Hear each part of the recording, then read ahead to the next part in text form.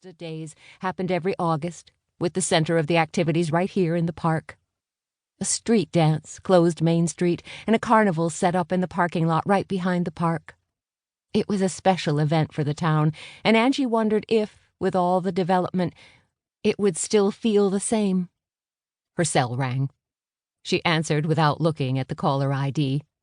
"This is Angie." "Why are you sitting out in the cold? You're going to get sick," a deep, smoky female voice asked. "Who is this?" Angie glanced around her, wondering who was watching her mope. "Barb Travis. Come over to the Red Eye. I need to talk to you.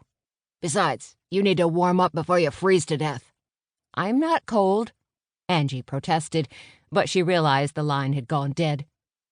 Barb Travis, owner-manager of the country dive bar a few doors down from the restaurant, was a woman of few words. She was in her 50s, but she looked like she could toss out any errant cowboy who decided to cause trouble in her establishment. And when Barb spoke, you listened, if you knew what was good for you. Knowing the woman wouldn't give up, Angie stood and headed back across the street. Her pity party had been canceled. She needed to let the attorney she'd hired worry about the fate of her home. But, like Barb, Angie wasn't good at handing problems over to others. She knew she needed to find a way out of this mess that didn't turn her home into a parking lot for the plant. Or worse, leave her as the sole house hemmed in by industrial development. She pushed open the heavy wooden doors and stepped into the darkness of the bar.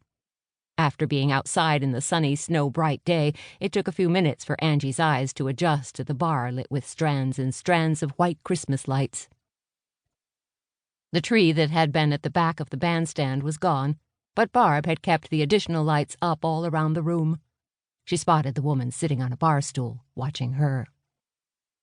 "Every time you come in here, it's like you're walking into a strange country.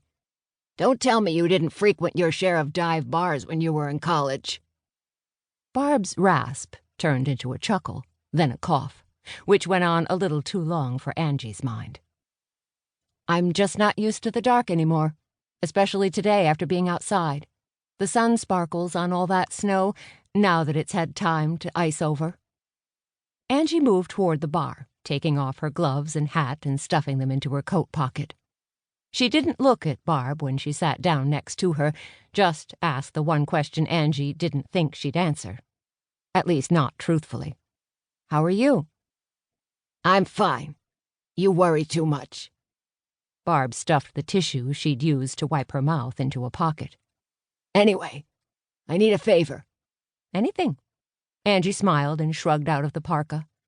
The bar's heat was on high, and the large room was warming up fast. "You'll take that back when you hear what I'm asking." Barb pulled out a picture and pushed it across the bar toward Angie. She glanced down at it. The picture showed a woman with a small girl by her side. They were standing near a 60s Mustang, and both the woman and the girl had on matching dresses and knee-high white boots.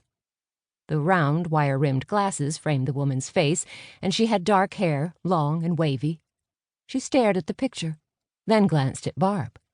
"Is this you?" "Guilty as charged. I was taken Easter 1987.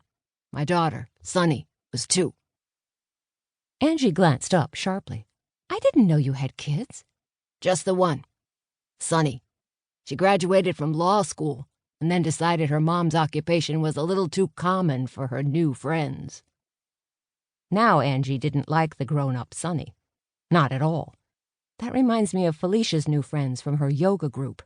Several of them have attitude problems. Seriously, people are all the same, no matter what they do for a living. "You don't have to tell me that. You'd be surprised at who comes into this place for a little drink now and then." Barb took back the picture. "She was a good girl. My sister raised her from the time she started school. I was wild back then, and Sunny was unplanned. Karen couldn't have kids. It just made sense, at least on paper. In Sunny's eyes, I became more like an aunt than her mother. Karen's husband was a big-shot lawyer in Boise and handled the adoption quietly. I should never have signed those papers. It was easier that way. I'm not sure she even remembered our time together. Don't